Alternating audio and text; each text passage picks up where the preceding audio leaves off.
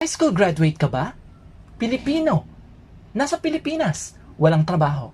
Kung mayroon man, sobrang liit ang kita. Tama ba? Kung oo, para sa'yo, ang bidyong ito. Unahan ko na kayo, hindi po ito home base at ito ang kauna-unahan kong post na hindi related sa home base o online job. Pero worth it na ishare ko ito dahil alam kong maraming subscriber na wala pang laptop o desktop sa bahay nila. In case makapasok sa trabaho, mag-ipon at mag-invest sa mga bagay-bagay gaya ng laptop o desktop.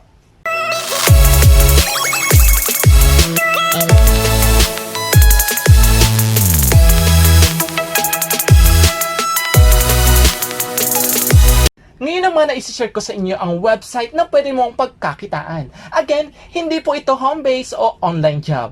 Open po ito sa lahat, pero ini-encourage nila ang mga high school graduate kahit walang experience sa trabaho. Maari kang kumita mula 15,000 pesos hanggang 25,000 pesos kada buwan. Siyempre, plus benefits pa yan. Mostly ang trabaho ay located sa Metro Manila, Cavite at Rizal. Mayroong ilang job openings para sa Kabisayaan gaya ng Cebu, Iloilo at iba pang bayan sa Central Visayas. Guys, ang website na pwede mong applyan ay Ace Job. Pumunta sa website www.acejob.com.ph. Ito po ang website ng Ace Job. Makikita mo na maraming job openings. Maraming trabaho na bukas sa mga high school graduate.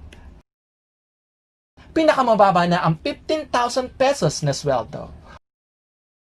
Pwede ka rin kumita hanggang 25,000 pesos kapag ikaw ay high school graduate lamang.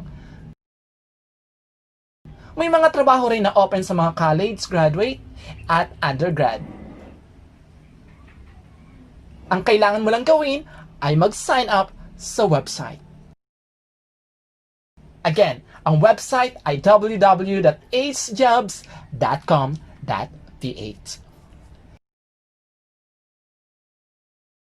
So anong hinihintay nyo guys? Mag-sign up at kumita.